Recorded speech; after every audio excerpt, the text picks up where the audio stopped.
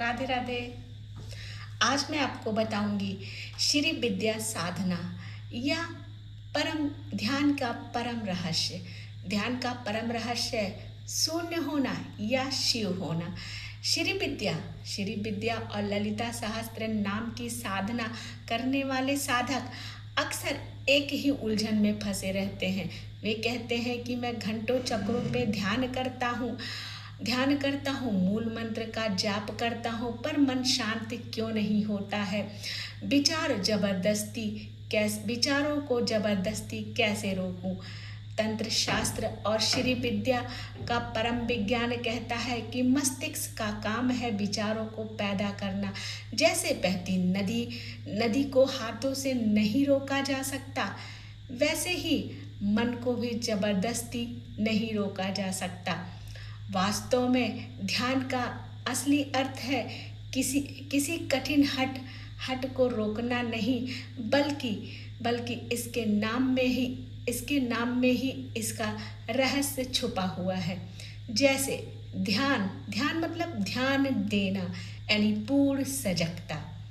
आइए इस सत्य को श्री कुल परंपरा की एक सुंदर आध्यात्मिक कथा से समझते हैं। त्रिपुर सुंदरी के मंदिर में एक पहरेदार की एक आध्यात्मिक कथा। एक समय की बात है माँ त्रिपुर सुंदरी के एक भव्य मंदिर के द्वार पे एक वृद्ध और एक सिद्ध संत रहते थे। वे जीवन भर चक्र और ललिता अम्बा की साधना में लीन रहते थे। एक दिन एक युवक साधक उनके पास आए और उनके चेहरे पर हताशा थी। उसने कहा, महंत, मैं महीनों से ध्यान लगाने का प्रयास कर रहा हूँ। एक दिन एक युवा साधक उनके पास आया। उसके चेहरे पे हताशा थी। उसने कहा, महात्मा, मैं महीनों से अंतर्मुखी होने का प्रयास कर रहा हूँ। मैं माँ के दिव्य स्वरूप का ध्यान लगाने बैठता हूँ, पर मेरा मन सांसारिक विचारों, इच्छाओं और चिंताओं में भागने लगता है। क्या कुछ ना सोचना इतना कठिन है। मैं अपनी सोच को कैसे रोकूं? वृद्ध साधक मुस्कुराए और उन्होंने कहा, वत्स, माँ के इस मंदिर के मुख्य द्वार को देखो। यहाँ सुबह से लेकर रात तक हजारों भक्त, दार्शनिक और मुसाफिर आते जाते हैं। अब यदि तुम्हें गर्भगृह में माँ के दर्शन करने हैं तो तुम्हें इस द्वार पर साधना का एक नियम समझना होगा।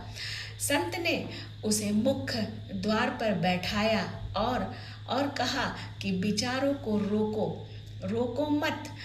रोको मत, चाहे वह अच्छी हो या बुरी हो, आने दो। कहानियों में मत उलझो। किसी मुसाफिर के पीछे मंदिर के अंदर मत भागो। वह क्या कर रहा है, यानी विचारों की दुनिया में मत बहो। लड़ो मत। किसी भी आने जाने वाले मुसाफिर को धक्का देकर बाहर निकालने की कोशिश मत करो, यानी बुरे विचारों से युद्ध मत करो। तुम्हें बस इस मुख्य द्वार पर एक सजग प्रहरी की तरह बैठना है। जो विचार आ रहे हैं, बस उन्हें शांत होकर देखना है। तुम्हें बस ध्यान देना है कि अभी कौन सा विचार आया, कौन सा अच्छा विचार आया या कौन सा बुरा विचार आया या कौन सा राग द्वेष आया। साधक चुपचाप बैठ गया। काम क्रोध का विचार आया। साधक ने उसे बस आते जाते देखा। फिर भक्ति और शांति का विचार आया। साधक ने उसे भी शांति और सजगता से देखा। जैसे जैसे समय बीता, साधक को एक चमत्कारी एहसास हुआ। जब वह विचारों से लिपट नहीं रहा था, उससे लड़ नहीं रहा था, तो विचार आ तो रहे थे, पर उसे छुए बिना हवा की तरह गुजर जा रहे थे। वह केवल एक साक्षी बन गया था। अचानक एक ऐसा दिव्य क्षण आया जब मंदिर का वह द्वार कुछ पलों के लिए बिल्कुल खाली हो गया और कोई भी मुसाफिर नहीं था। पूर्ण सन्नाटा था। उस खालीपन में साधक ने अपने भीतर साक्षात शिवत्व का अनुभव। साधना में इसका महत्व क्या है, मैं आगे ये बताना चाहती हूँ कि इस कहानी का महत्व क्या है।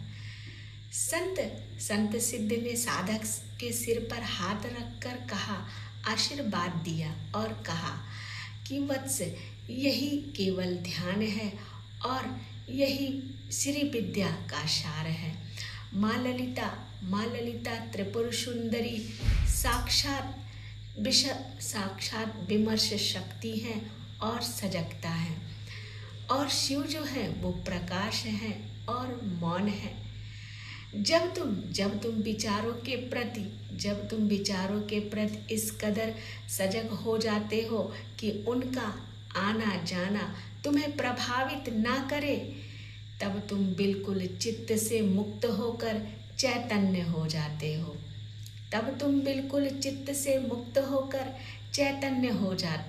जब तुम इस भाव से ध्यान देना शुरू करते हो तो अपनी पूरी जिंदगी आपकी पूरी जिंदगी एक जीवन साधना बन जाती है। जाप करते समय हर मंत्र की ध्वनि की और स्पंदन पर पूरा ध्यान देना। काम करते समय जो कर्म सामने है उसे माँ की सेवा मानकर पूरे तन्मयता के साथ करना ही ध्यान देना है। जब ध्यान देने की यह प्रक्रिया गहरी हो जाती है और इच्छाओं और विचारों का शोर अपने आप विलीन हो जाता, पीछे जो बचता है वही परम शिव है और वही परम शांति है।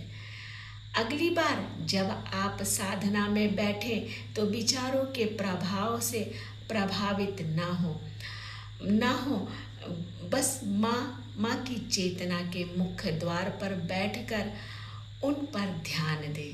राधे राधे।